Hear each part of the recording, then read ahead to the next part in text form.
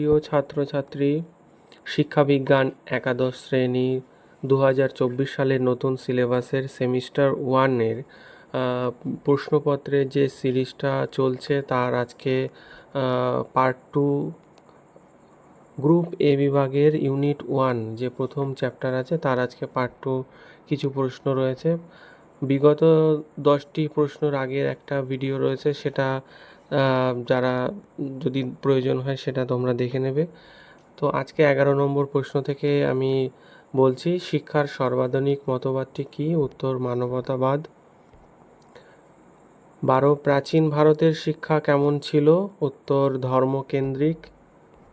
13 বর্তমান ভারতের শিক্ষা কেমন? উত্তর শিক্ষার্থী কেন্দ্রিক।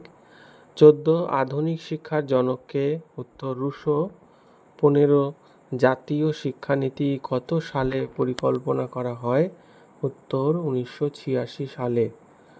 16 1948 খ্রিস্টাব্দে বিশ্ববিদ্যালয় শিক্ষা কমিশনের সভাপতি কে ছিলেন?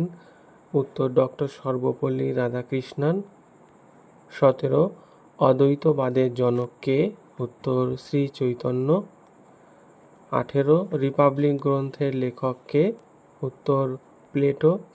19 জ্ঞান হলো সকল প্রকার সম্পদের জননী, উক্তিটি কার? উত্তর রুশো।